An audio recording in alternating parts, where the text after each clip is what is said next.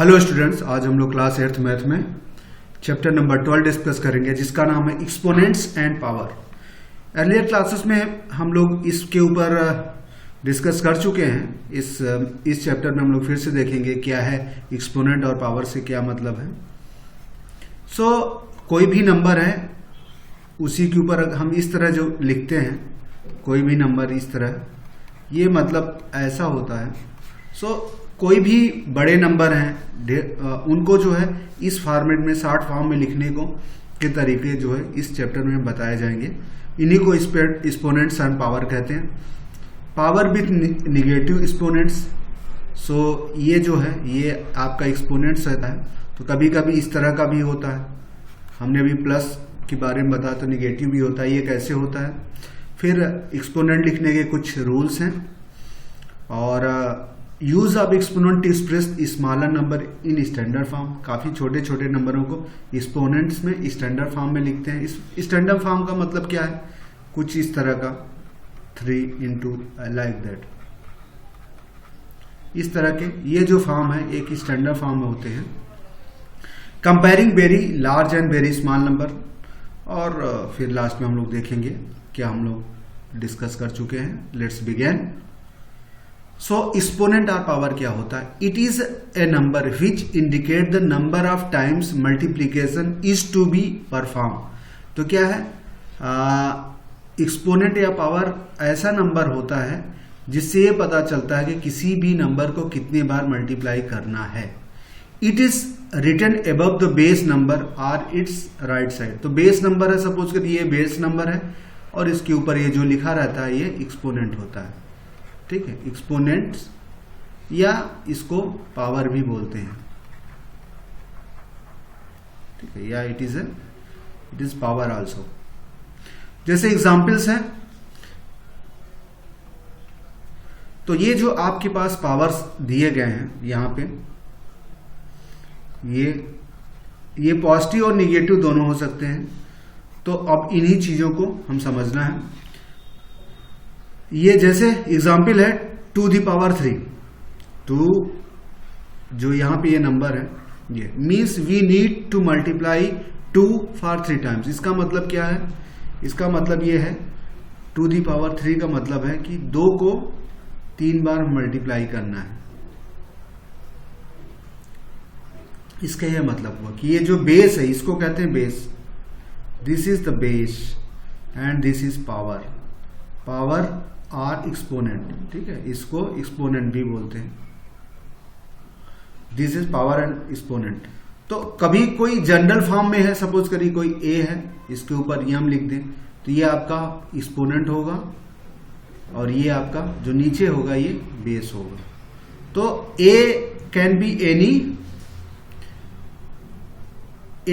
Any numbers.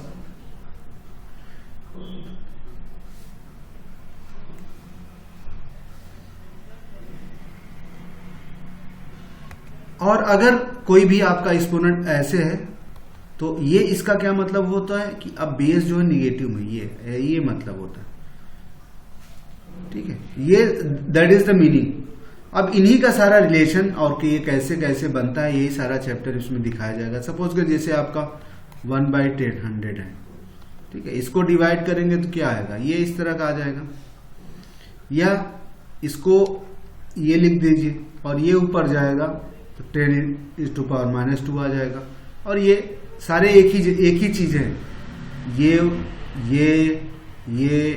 4 all are equal, सभी equal है, बस लिखने का अलग अलग तरीका है। अपनी जरूरत के हिसाब से, सिचुएशन के हिसाब से इनको अलग अलग लिखा जाता है।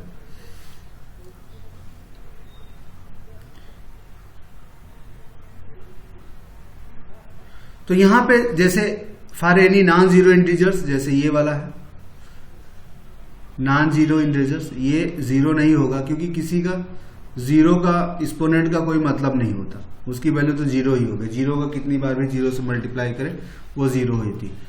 तो where m is a positive integer, m यहां पे क्या है? पॉजिटिव इंटीजर से। Also is known as multiplicative inverse of this. क्या मतलब? वो मल्टीप्लीकेटिव इनवर्स ये है, इसका उल्टा, इसका अपोजिट जो है, अगर इसको इसका नीचे रेशियो में लिखना है तो ये क्या आएगा, दैट इज ये दोनों सेम है, इसको ऐसे लिखिए या ऐसे लिखिए। तो ये दिस इज, ये नंबर जो है इसका मल्टीप्लिकेटिव इनवर्स दिस है। इन दोनों को मल्टीप्लाई कर सकते हैं, इन दोनों को आपस में मल्टीप्लाई कर सकते हैं, ठीक है। ये आपका 0 आ जाता है ऊपर और ये 1 बन जाता है। अभी ये सारी चीजों को भी हम डिटेल में देखेंगे। तो यहां पे इसी तरह एक एग्जाम्पल है आपका 2 की पावर -2 है, तो इसको ये इस तरह लिख सकते हैं 1/2 × 2 दैट इज 1/4, ऐसे आ सकता है। एक्सपोनेंशियल जो बेसिक कुछ रूल हैं, 3-4 रूल्स हैं, 4 इसके 4 से कुछ 4-5 या कह सकते हैं इसमें 6 रूल्स हैं, उनका यूज करके ही ये सारी चीजें की जाती हैं। बेसिक्स रूल्स हैं, जनरल है, बहुत इजी है, समझ में आ जाता है। सो यहाँ पे जैसे कि पहला रूल क्या है, for any non zero integers, यहाँ पे देखिए ये नॉन जीरो इंटीजर्स मतलब ए और बी की वैल्यू 0 नहीं है, नॉट 0, 0 हो जाएगा तो कोई मतलब नहीं, कोई सेंस नहीं निकलेगा, इसलिए ए और बी कभी 0 नहीं रहेंगे, तब ये कंडीशन रहेंगी। फॉर एनी इंटीजर्स, अब यहाँ पे इंटीजर्स क्या, m और n जो है इंटीजर्स हैं, इंटीजर्स मतलब ये पॉजिटिव होते हैं, निगेटिव भी हो सकते हैं, 0 भी हो सकते हैं। एनी इंटीजर्स कहा गया है, इसका मतलब इंटीजर्स क्या है, माइनस से शुरू होता है और -5 -4 लाइक दैट, 0 1 2 3, ये सारे जो है इंटीजर्स कहलाते हैं। तो कह रहा है कि m a और b तो नॉन जीरो होने चाहिए और m a b तो नॉन जीरो होने चाहिए, नॉट जीरो, और m एंड n जो है एनी इंटीजर्स हैं। ये जो वर्ड्स हैं इनको थोड़ा सा इसलिए समझा रहे हैं ताकि आपको समझ में रहना है, क्योंकि अक्सर ये सब यूज आते हैं। We have to following law, अगर ये कंडीशन है, क्योंकि अगर a और b को 0 कर देंगे तो कोई मतलब नहीं निकला, 0 की पावर m क्या मतलब हुआ, कोई सेंस नहीं है, ठीक है। इसी तरह b की पावर भी, अगर b को भी 0 कर दिया जाए और n लिख दिया जाए तो कोई सेंस नहीं है, ठीक है।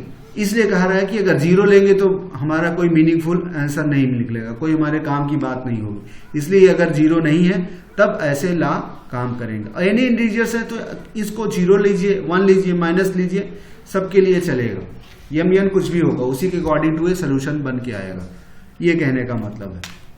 सो यहाँ पे ये कह रहा है कि अगर इस तरह का कोई एक्सप्रेशन है जिनके बेस सेम है, दो ये बेस सेम है लेकिन इनकी पावर अलग अलग है, यहाँ एक m है, सॉरी एक n है, दोनों की पावर m है, तो बेस को एक साथ लेके इनकी पावर को हम ऐड कर सकते हैं, इसको अलग अलग करने की जरूरत नहीं है। जैसे यहाँ पे एक एग्जांपल ले लिया गया, कह रहा है कि यहाँ पे 2⁵ इंटू 2⁴, यहाँ पे a की जगह क्या है 2, m की जगह क्या है 5, n की जगह है 4 है। तो इसका मतलब फार्मूला क्या कहता है, ये कहता है कि अगर ऐड हो जाना चाहिए, बेस सेम ले लेंगे, m n क्या होता है 5 + 4 दैट इज 2⁵ 9 हो जाएगा। तो ये सोल्यूशन आपका 2⁹ है। ये कहने का मतलब सिंप्लीफिकेशन करने का मतलब इसको अलग अलग ना लिखें, आप ऐसे इसको रिप्रेजेंट कर सकते हैं। इसी तरह कुछ निगेटिव्स हैं, जैसे यहाँ पे दूसरा फार्मूला क्या है, दूसरी बात क्या कर रहा है, अगर यहाँ a⁴n है और यहाँ a⁴n है, बेस सेम है, ये इसका भी बेस सेम है, तो इसको क्या है ऊपर ले सकते हैं ना a⁴m, और ये लिखा जा सकता है ऐसा an, ऐसे लिखा जा सकता है। तो हम थोड़ा सा एलेबोरेट कर दें, ये ऊपर जाएगा तो a⁻n आ जाएगा, आपको पता है यही है मल्टीप्लिकेटिव इनवर्स, इसका उल्टा ये हो जाता है, क्योंकि ये दोनों सेम है, लिखा जा सकता। अब ये इक्वेट करेंगे तो बेस सेम है तो -n आ जाता है। ये कहने का मतलब है कि इस तरह अगर लिखा रहे चीज तो आप इस तरह फॉर्म कर सकते हैं। जैसे यहाँ पे एक एग्जाम्पल है, you have an example 2⁴ by 2⁵। सो यहाँ पे देखिए हम फिर से इसको थोड़ा सा एलेबोरेट करके बता रहे हैं। टू दी पावर 4, अब ये ऊपर जाएगा टू दी पावर -3 आ गया। अब हाँ बेस सेम है तो 4 - 3, अब ये आपका आंसर आ गया 1, दैट इज 2। सो ये सारी चीजें हैं, तो इस तरह हो गया। तो इस तरह की चीजें हैं, तो आपको सॉल्व करने का तरीका आना चाहिए। ऐसे सिचुएशंस मैथमेटिक्स में आएंगे तो यही आपको सिखाया जा रहा है कि ऐसे आएंगे तो आप कैसे सिंप्लीफाई करेंगे। सिंप्लीफिकेशन आप तमाम इक्वेशंस हैं सिंप्लीफाई करना पड़ता है। जैसे यहाँ पर अब तीसरा एक फॉर्मेट है, ये इनके ऊपर एक पावर का मल्टीप्लाई है ये n का। तो ये कह रहे हैं कि ये अगर ब्रैकेट ओपन करेंगे तो दोनों पावर आपस में मल्टीप्लाई हो जाती है। जैसे एग्जाम्पल्स लेते हैं, ये इसका एग्जाम्पल लेते हैं। यहाँ पे टू दी पावर 2, देखिए यहाँ सबसे सिंपल एग्जाम्पल लिए जा रहे हैं, बाद में एग्जाम्पल टफ होंगे एक्सरसाइज में। सो 2 है to the power 3, that is to the power 6, ये आपका आ जाएगा। अब ये 6 टाइम मल्टीप्लाई करेंगे तो स्पेंड करने के बाद आ जाता है। लाइक दैट चौथा क्राइटेरिया थोड़ा सा उसी से मिलता, तीसरे से मिलता हुआ है।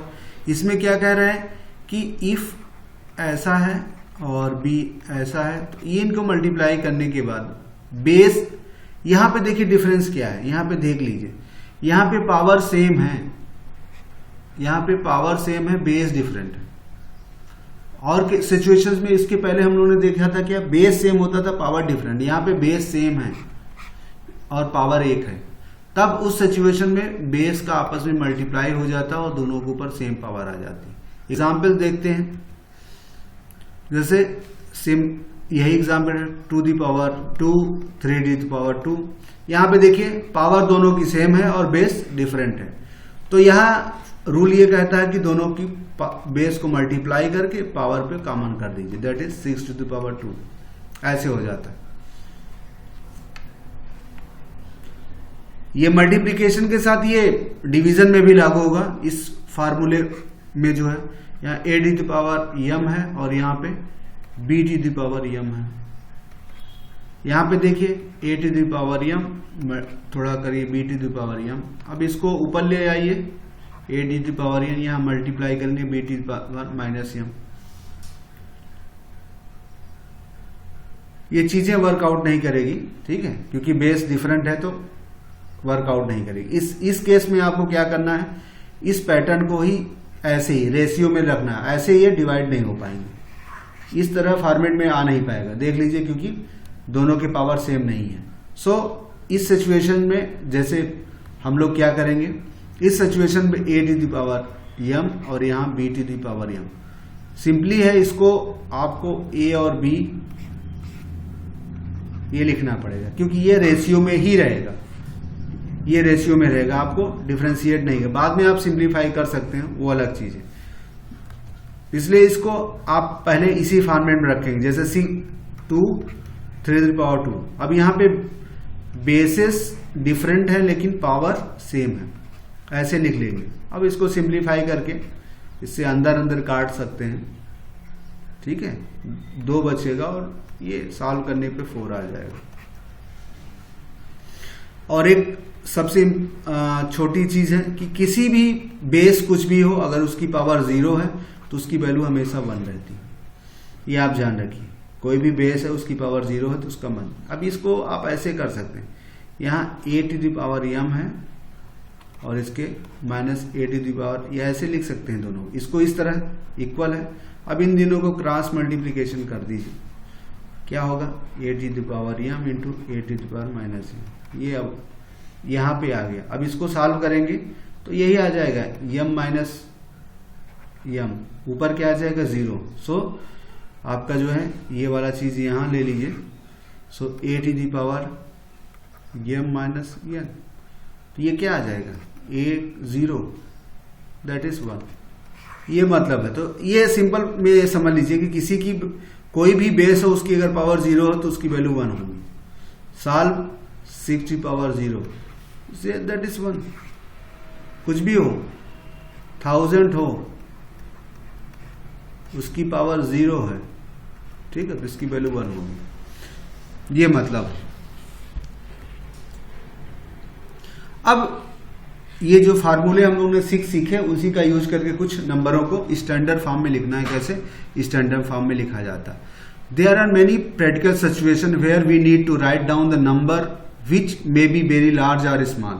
Eight such place we can use exponent. जहां पे हम कहने का मतलब अभी ऐसे सिचुएशन होती है कि जहां बहुत बड़े करोड़ों, 10 करोड़, अरब, 10 अरब, लाइक मिलियन, बिलियंस, 1000 बिलियन, जैसे बजट वगैरह हम देखते हैं इतने 1000 करोड़, बिलियन, ये इस तरह के अगर जो फिगर्स होते हैं तो उनको रीड करना, समझना, लिखना बहुत ज्यादा स्पेस लगता है, पढ़ने में भी, काउंटिंग करने में भी समय लगता है। तो उन सबको जो है हम एक स्टैंडर्ड फॉर्म में लिखेंगे, लिखना होता है जिससे जो है हमारा स्पेस कम लगे और हम जल्दी समझ जाएं। तो स्टैंडर्ड फॉर्म लिखने के लिए क्या है, कोई नंबर ऐसे बड़ा सा नंबर है, देखिए इसमें कह दिया कि काफी जीरो हैं, कुछ यहाँ पे 1 2 3 ऐसे 0 0 जो बहुत हैं, इस तरह के नंबर हैं तो उनको हम कैसे छोटे फॉर्म में स्टैंडर्ड फॉर्म में 1 ऐसे फॉर्म, इस तरह के फॉर्म में लिखना स्टैंडर्ड फॉर्म कहलाता है। For any given number count the number of digit appearing after the left most digit. तो कहने के बाद सबसे पहला काम है कि हमको ये करना है,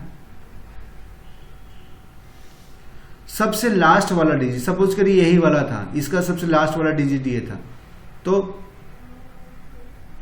इसके बाद कितने डिजिट आते हैं, ठीक है, इसके बाद जैसे इसमें 1 2 3 4 5 6 7 8 डिजिट आ रहा है।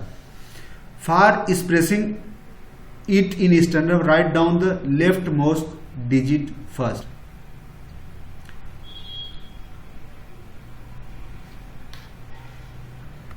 सॉरी, लेफ्ट का मतलब ये है, दैट इज ये, दिस इज द लेफ्ट, ठीक है, लेफ्ट है और ये right.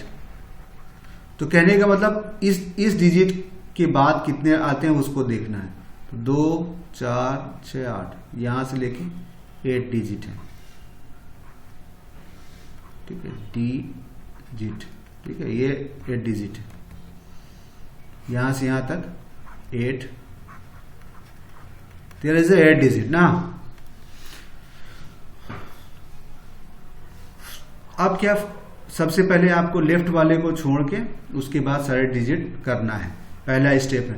For expressing it in route down the left most digit first. तो सब दूसरे में क्या है, जब स्टैंडर्ड फॉर्म में लिखना है तो रेस्ट डिजिट को सबसे पहले लिखना है, जैसे यहाँ पे ए सबसे पहले हमने लिख दिया, ठीक है, right down the left most digit first, ठीक है। If the original number have digit other than 0 after the leftmost digit, then put a decimal down, write down all those digits until 0 come, and if there are no digit after leftmost digit then skip this step। कहने का मतलब क्या है, इसका क्या मतलब, कहने का यह मतलब है कि अगर ये जो डिजिट्स हैं इसके बाद भी कोई डिजिट है, 0 के अलावा कुछ भी है, जैसे यहाँ पे ABC है तो ये 0 नहीं है, तो इसका मतलब इसके बाद एक डेसिमल लगा के फिर इनको लिख दीजिए, ठीक है, फिर इनको लिख दीजिए, यहाँ डेसिमल हमने बीच में लगा दिया और हमने ये लिख दिया। अगर यहाँ पे 0 होते तो हमको लिखने की जरूरत नहीं थी, ठीक है। अभी हम ये एक्सरसाइज से और क्लियर करेंगे। फिर क्या है, उसके बाद क्या करना है, यहाँ पे मल्टीप्लीकेशन लगाना है और ये देख लेना है कि दशमलव के बाद कितने डिजिट थे, जैसे यहाँ 8 थे तो ये यहाँ पे 8 लिख देंगे, तो ये आपका स्टैंडर्ड फॉर्म में आ गया, this become standard form. Using exponent to express small और large number, there are many practical situations.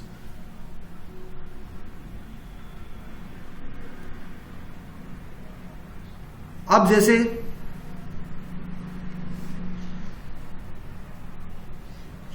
ठीक है, अब place a multiplication sign and write down the counted digit in first step. ऐसा वही है, हमने जैसे बता दिया, वहां पे ए था, पॉइंट BC, फिर मल्टीप्लाई करना है, इसमें कितने डिजिट काउंट करते हैं हमने, 8 डिजिट, तो वही 10 की बेस में यहाँ पे 8 लिख दीजिए। इस वाले केस में ऐसा हो जाएगा। एक देख लेते हैं रियल एग्जाम्पल, ये देखिए काफी बड़ा है, so we go through this. ये हमारा यहाँ पे नंबर है, ढेर सारा है। सबसे पहले हमारा लेफ्ट में 1 है, तो हम हमारा सबसे पहले काम 1 लिख दीजिए। अब इसके बाद हम काउंट कर लिए कितने हैं, 2 4 6 8 2 1 2 3 4 5 6 7 8 9 10 11, टोटल 11 डिजिट है। ठीक है, गो 3 दिस इज 11। अब हमको नेक्स्ट स्टेप करना है, यहाँ पे लेफ्ट मोस्ट डिजिट को पहले लिखना है, जैसे 1 भी लिख दिया, उसके बाद हमको डेसिमल लगाना है। ठीक है, हमको डेसिमल लगाना है। डेसिमल के बाद जितने और नॉन जीरो है, जैसे यहाँ पे सिर्फ 2 नॉन जीरो, तो यहाँ 2 लिख दीजिए। अब नेक्स्ट स्टेप में क्या है, अब हमको मल्टीप्लाई लगाना है और 10 का बेस लगाना है। उसके बाद जितने डिजिट हमने काउंट, जैसे 11, यहाँ पे हमने 11 लिख दिया। ठीक है, जैसे ये हमारा ये solution 1.2 into 10 to the power, इसको पढ़ा जाएगा 1.2 इज टू, ये 1.2 मल्टीप्लाई 10 टू द पावर 11। ठीक है, ऐसे पढ़ा जाता है, हमें इस तरह लिख के आ जाता है। ये दैट इज द, इसका स्टैंडर्ड फॉर्म ये आ गया, एक्सपोनेंट फॉर्म, स्टैंडर्ड फॉर्म। अब ये जस्ट इस तरह के अगर नंबर हैं, दशमलव हैं, तो उनको कैसे लिखा जाए। अब उस वाले सिचुएशन में दशमलव नहीं था, अब यहाँ दशमलव के राइट साइड नंबर है। ठीक है, राइट साइड नंबर है, तो वहां पे क्या करना है, कैसे, how to write this type number, ऐसे जैसे 0.00005 लाइक दैट, दशमलव है उसके बाद ये नंबर है। ये निगेटिव के फॉर्मेट में लिखे जाएंगे। ठीक है, दशमलव से जो लेफ्ट साइड है, इधर वाले पॉजिटिव के फॉर्म में होते हैं, इधर वाले निगेटिव फॉर्म में लिखे जाते हैं। देखते हैं कैसे लिखते हैं। For any given number count the number of digit starting from the decimal point till the right lowest.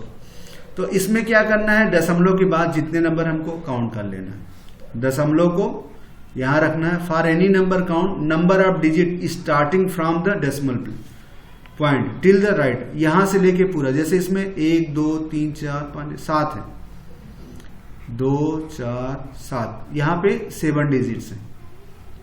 If there is only 1 digit at end of given number then simply write down that digit. अब कह रहा है अगर last में सिर्फ 1 digit बचा है, जैसे यहां पे तो 2 डिजिट है, तो उनको कहने का अगर 1 हो तो सिंपली उसको लिख लो। प्लेस है multiplication sign and write down the counted digit in step 1 with negative sign as exponent base 10। ठीक है, तो इसमें कह रहा है कि अगर 1 डिजिट, जैसे मेरे में 2 डिजिट है, अगर 1 डिजिट होता तो सिंपली हम यहां पे 5 लिख देते।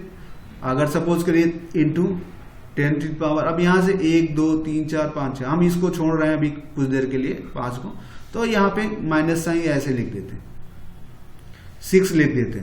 लेकिन अगर 1 से ज्यादा है, इफ देयर आर 2 और more digit at the end of number then write down the rightmost digit followed by decimal point and other number.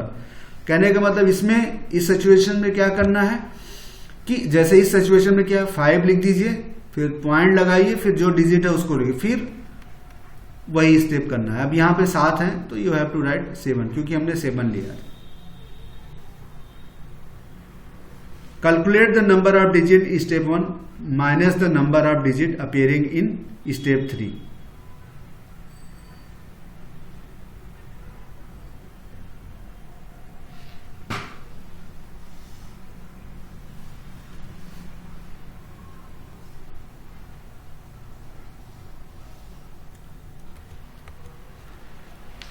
थोड़ा सा यहां पे चीजों को देखना है।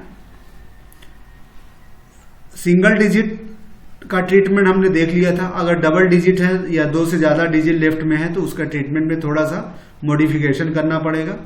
उसमें क्या करना पड़ेगा आपका 3 और 4 स्टेप में। इसको एग्जांपल्स देखते हैं, नहीं तो कंफ्यूजिंग हो जाएगा।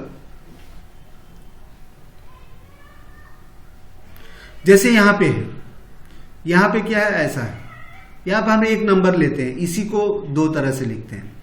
सबसे पहले हम लिखते हैं इसको 0 पॉइंट, देखिए 1 2 3 4 5 6 7 8, यहाँ पे 9 10, यहाँ पे 11, यहाँ पे 12 और फिर यहाँ पे 13 14 पूरा 15 डिजिट्स हैं। ठीक है, यहाँ तो दशमलव के बाद से पूरे 15 डिजिट हैं। तो सबसे पहले हम ये लेते हैं 1 2, यहाँ डेसिमल है हमारा 3 4 5 6 7 8 9 10 11 12 13 और 1, सिर्फ इतना लेते हैं। सबसे पहले ये हम डिस्कस करते हैं। इसमें जो सबसे पहले ये कहने का मतलब है कि यहाँ दशमलव है, उसके बाद सारे डिजिट को काउंट करना है। तो हमने ये ऊपर वाले में ही काउंट कर लिया था, यहाँ से यहाँ तक कितने थे हमारे 14 डिजिट्स हैं। तो इसमें कह क्या रहा है कि आपको जो लेफ्ट मोस्ट जो राइट मोस्ट है उसको क्या करना है, यहाँ पे लिख लेना है। यहाँ दशमलव था, इसको पहले ऐसे लिख लीजिए, फिर मल्टीप्लाई लगाइए, फिर 10 लिखिए 10। अब यहाँ से यहाँ तक जितने भी डिजिट थे उसको ऐसे लिख दीजिए। ये इसका स्टैंडर्ड फॉर्म हो गया। अगर लेफ्ट में एक डिजिट है तो, एक से अगर ज्यादा डिजिट है तब क्या करना पड़ेगा वो देख लीजिए। जैसे इस केस में एक से ज्यादा डिजिट 2 डिजिट है, इस केस में क्या करना है, आपको सेम पैटर्न फॉलो करना है। 1 फिर पॉइंट लगाना है और यहाँ पे 2 लिखना है, ठीक है, क्योंकि इसके बाद 1 के बाद जितने हैं यहाँ लिख दे, उसके बाद उसको मल्टीप्लाई करना है, फिर 10 लिखना है। अब यहां से यहां तक कितना था 15 था। तो अब ये बात यहां तक लागू होती है, ठीक है, ये बात। अब जितने भी डिजिट इसके आगे होंगे, यहां पे ये 15 था, तो अब क्या करना है, इस डिजिट को कम कर देना है, ठीक है, -14 लेना है, ठीक है, माइनस, क्योंकि हमको यहां तक ले लेना है। एक मान लीजिए कि हमको यहां तक ले लेना है, इसके बाद वाले को छोड़, एक के बाद को छोड़ देना है। तो यहां तक 14 आ रहा है, क्योंकि इसके बाद का डिजिट ये ऑलरेडी है। क्योंकि अगर इसको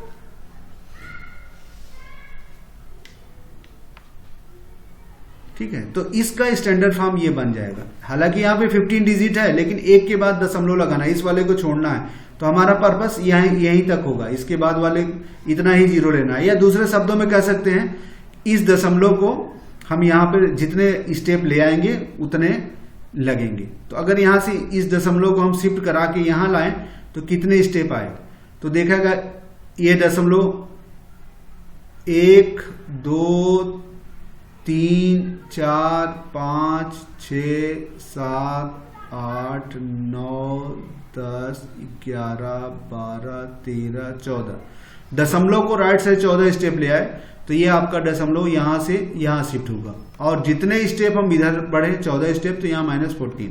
ये समझ लीजिए, ये ज्यादा सही चीज है, एकदम कॉमन है, क्योंकि इसमें कंफ्यूजन बहुत होता है कि कौन लेना है। तो ये देखिए, एक इनडायरेक्टली आइडिया है कि दशमलव को आपको यहां तक ले आना है, ठीक है। जितने प्लेस शिफ्ट कराएंगे राइट साइड, उतना माइनस यहाँ पे आ जाएगा, माइनस उतना आ जाएगा। एकदम सिंपल तरीका। अब यहाँ पे 2 नंबर है, उनको कैसे कंपैरिजन करेंगे। Right down the all given number into standard form. सबसे पहले उनको स्टैंडर्ड फॉर्म में convert the number so that they have same exponent. तो उनके एक्सपोनेंट सबसे पहले सेम करने पड़ेंगे, ठीक है। और compare the number other than exponent, decide the larger small. अब देख लेते हैं क्या मतलब ये कह रहा है कि अगर ये दोनों नंबर को कंपेरिजन करें, ये नंबर, इनमें से कौन बड़ा है कौन सा छोटा है। तो सबसे पहले इनको स्टैंडर्ड फॉर्म में हमको लिखना पड़ेगा। स्टैंडर्ड फॉर्म में सॉरी, हम सबसे पहले हमको ये वाला पोर्शन है, दिस पोर्शन, यहाँ पे हमारा 1.5 इंटू 10⁻10 है। दूसरा हमारा 397 इंटू 6 10⁸ है। तो कंपैरिजन इसमें नहीं हुआ। सबसे पहले इन दोनों के एक्सपोनेंट को बराबर करें। जैसे इसमें 10 है तो इसमें 8 है, तो इसको भी हमको 10 के फॉर्मेट बनाना है। इसको 2 प्लेस खिसकाएंगे, 2 प्लेस खिसकाएंगे, तो यहाँ पे 397 इंटू 2 प्लेस खिसकाने के कारण ये हो जाएगा 2 0 और इसमें एडिशन हो जाएंगे। तो अब ये आपका 3.97 इंटू 10⁻, अब ये भी 10 बन गया। देखिए, दशमलव को अगर हम लेफ्ट साइड खिसकाते हैं तो जो 10 में पावर बढ़ती है वो पॉजिटिव होती है, और दशमलव को अगर राइट साइड खिसकाते हैं तो निगेटिव में पावर आती है। ये एक जनरल आइडिया आप समझ लीजिए। जैसे यहाँ पे इस दशमलव को हमने 6 के पास था, हमारा यहाँ दशमलव कहाँ था, हमारा यहाँ पे ये दशमलव है, ये है, इसको हम यहाँ शिफ्ट करा रहे हैं, इसको यहाँ 2 प्लेस शिफ्ट करा रहे हैं, तो अब हमारा 0.3976 आ गया। तो अगर 0.2 प्लेस शिफ्ट हो, इसका मतलब यहाँ पे 10 के साथ 2 और ऐड हो जाएगा, और यहाँ पे ऑलरेडी 8 था, तो ये दोनों 2 और बढ़ने के कारण ये 10 हो गया। ये मतलब है डायरेक्टली करने का कि ये 2, अगर ये हम भूल जाएं कुछ देर के लिए तो दशमलव को इधर शिफ्ट कराएंगे। अगर हम सपोज करिए ये हमारा पास नंबर है 397.6, इसको अगर एक्सपोनेंट फॉर्म में लिखना है तो हमको इसको 2 स्टेप इधर कराना है, 3.976, तो यहाँ 10 में 2 स्टेप इधर गया, इसका मतलब 2 पावर आ जाएगी। ऑलरेडी अब क्वेश्चन के हिसाब से ये ऑलरेडी था, तो इसमें हम और भी मल्टीप्लाई कर देंगे। अब आपको पता है बेस अगर सेम है तो एक्सपोनेंट जुड़ जाते हैं, a to the power m और b to the power m, sorry a to the power m और a टू पावर n है, तो इससे जुड़ने से ये 10 हो जाएगा। सो ये आपका पोर्शन 3.976 टू दी पावर 10 हो गया।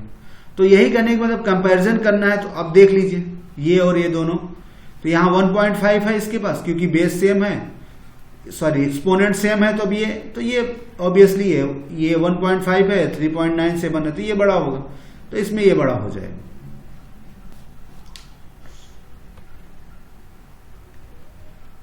इसी तरह और भी क्वेश्चन होंगे, हम लोग एक बार समरी देख लेते हैं। सिंपली था, ये हमने दिखाया था a to the power n, ये फार्मूले में ये याद रखिएगा। यहाँ पे बेस सेम है इसलिए पावर ऐड हो रही है और माइनस हो रही है। यहाँ पर भी पावर मल्टीप्लिकेशन में है, यहाँ पर a b है, तो बेसेस जो है डिफरेंट है, तो ऐसा हो जाएगा, मल्टीप्लाई हो जाता है। ये वाला है 3 टू दी पावर 2 और 2 दी पावर 2 ऐसा है, तो ये 3 इंटू 2 हो जाता है। ये वाला एग्जाम्पल है 6 इंटू 6 पावर 2 दैट इज 36। किसी की पावर 0 है तो वो 1 हो जाता है। ये वाला हम लोगों ने देखा था डिवीजन वाले केसेस में। तो हम नंबरों को स्टैंडर्ड फॉर्म में लिखना का तरीका सीखे थे। In this way your chapter is concluded, और एक्सरसाइज होगी तो बातें क्लियर हो जाएगी। Thank you.